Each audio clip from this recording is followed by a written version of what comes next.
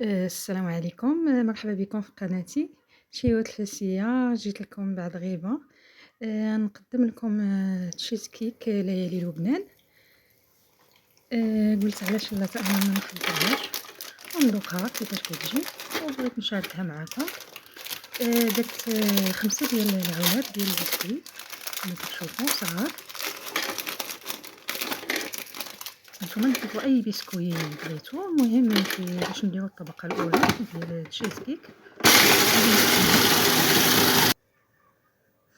من بعد غادي نذوب القليل من الزبدة اللي يكفي نصف كأس ولا، المهم راكم كتعرفوا الطريقة. غادي نخويها وغنضرب ضربة وحدة نخلط، ومن بعد غادي نخلطو مزيان ونديرو في هذا المول هذا اللي كيتفتح. من الاحسن لي تشيز كيك يكونوا في هذا المول هذا اللي كيتفتحوا، يعني هذا القالب اللي كيتفتح من الاحسن باش كيسهل علينا يعني نديموليوها اولا يعني نحيدوها من المول. غادي نخويه كامل وغادي نقادو مزيان، وانا كنضغط باليد بملعقه ظهرها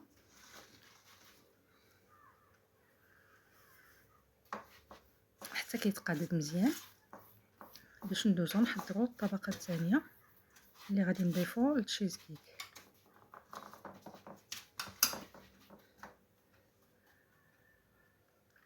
هي دي تقادات، غادي نخليها على جانب وغناخذ واحد الكاسرول اللي غنوضع فيها الطبقه الثانيه.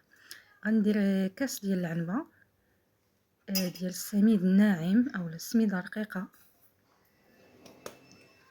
وغندير كاس الا يعني لا ديال السكر سنيده. غنضيف القليل من المسكه الحاره، يعني معلقه صغيره كما شفتوا درت او ملعقه كبيره ممسوحه. المسكه الحاره اللي طحنتها مع القليل من السكر. عندي هنا 3 المعالق ديال ماء الزهر، هذه هي السر ديال النكهه ديال هذه الحاله. غادي نضيف لتر حليب وانا كنحرك على البارد قبل ما نوضعه فوق النار.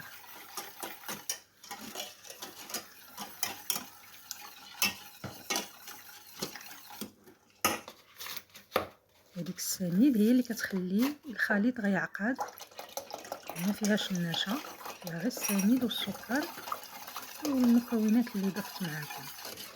صافي درت لتر حليب، والله كيجيني في هذا المول. ولا كان عندكم مول اكبر نتوما بطبيعه الحال كديروا قياس ونص اولا الدوبل، يعني قياسين.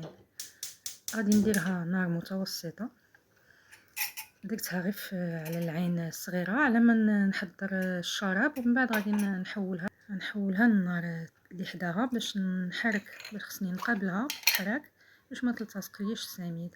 انا درت كاس ديال وربع ديال السكر سنيده، درت كاس د العنبه د الماء يعني من الصنبور، ودرت قليل من القشور الحامض. انا ما عنديش متوفر لي الحامض هكا خضر، هذا كنحطو انا في الكونجيلاتور، كنحك القشره وكندير لها السكر وكنديرها في المجمد، يعني باش ملي كنبغيها كنلقاها. صافي دابا درت الشراب اولا الشيره اولا السيرو على نار متوسطه 7 دقائق صافي كنطفي عليه. والخليط الطبقه الثانيه كنحرك فيه، وانا كنحرك ضفت ملي بدا شويه كيغلي ويعقد ضفت ملعقه مع مرش الزبده نباتيه، وانا كنحرك. ضروري التحراك باش ما تلتصقناش السميد.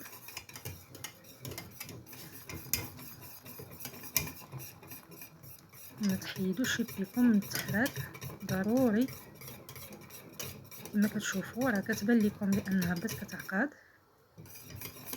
راه كتاخذ شويه الوقت ولكن راه كتعقد في نفس الوقت. راني رد البال مع السيرو، راه بدا يغلي. غنخليه واحد شويه وغنطفي عليه.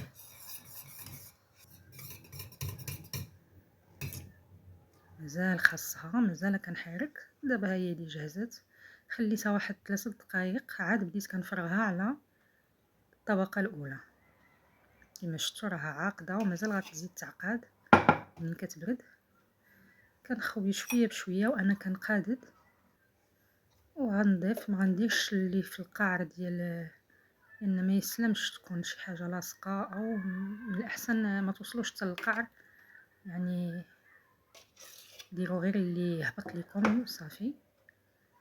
ونقادها ونخليها تبرد جانبا، وندوز نحضروا الطبقة الثالثة. خديت واحد البول درت فيه معلقة ديال السكر الثقيل او السكر الناعم، حيت الكريمه ما فيهاش السكر اللي غنخدم ديال الخفق. كنغربلو لتفادي الحبيبات، ودرت هاد الكريمه انا هذه كتعجبني، هي اللي كنستعمل دائما، اي وحده صغيره راه ما غالياش 10 دراهم. صافي كنخويها في البول وغادي نبدا نخفق بالطراب حتى تبدا شويه كتعقد، وغادي نضيف لها هاد الجبن الطري. اما هذا اما كديروا هذاك ديال العلب، يعني الجبن الطري ديال الحك بحال الجبان، بحال يعني اي شكل بغيتو اللي متوفر لكم. انا كيعجبني بهذا، 2 حكاك درت، حيت المول عندي غير متوسط ما عنديش كبير. صافي دابا غادي نبدا نخلط.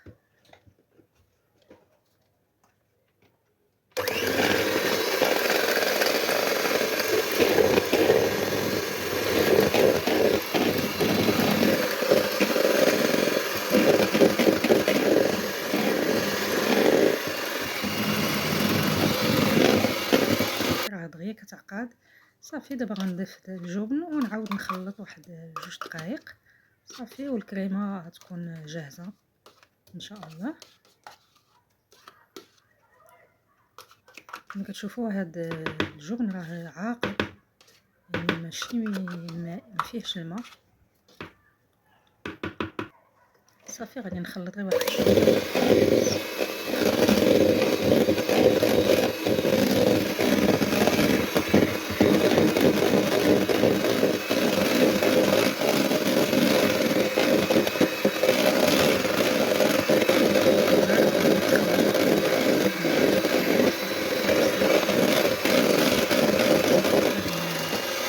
نضيفو على الطبقة الثانية.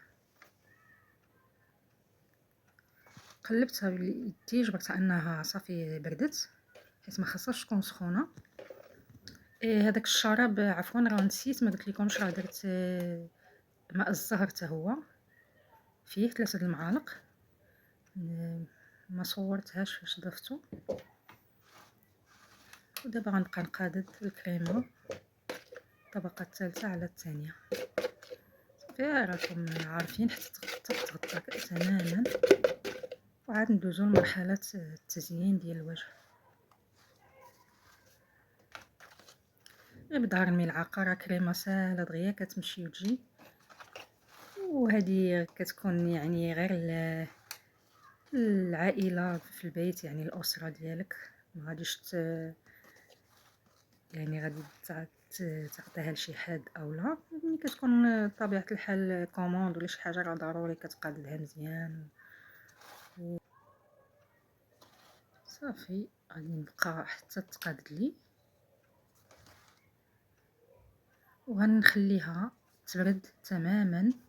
عاد كنديرها في المجمد واحد نصف ساعه باش الكريمه كتماسك، وعاد كنزينها، حيت ضروري كما كتزينها خاصك تقطعها باش كتشوفوها من الداخل كيفاش كتجي. انا كملت الكريمه ودرتها في المجمد، خليتها الصراحه خليتها ساعه باش كتعقد مزيان كتماسك. من بعد ديموليتها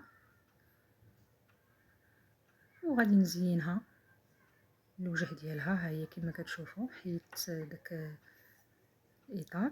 هذا الفويتينغ انا ما متوفرش عندي لا بيستاش لا حتى شي حاجه اخرى. عندي الفويتينغ، عندي اللوز كما كنديروا كونكاسي مقلي ومهرمش. دابا غنزين بهم بجوج. ندير الفويتينغ، ندير اللوز وعاود ندير الفويتينغ في الوسط.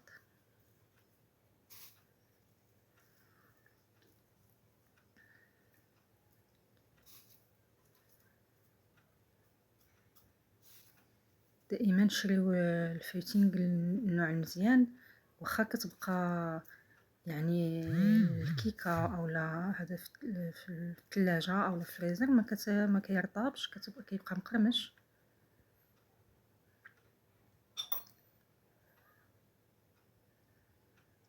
وما تنساونيش من لايك والبارطاج، وتخليو لي شي تعليق زوين وان شاء الله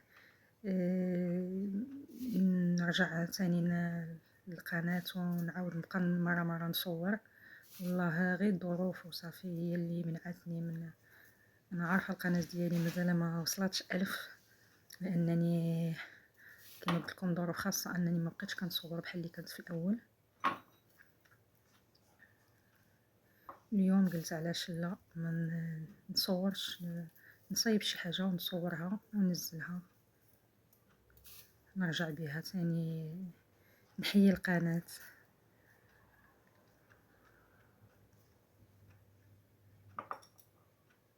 وهذا هي تشيز كيك ليالي لبنان.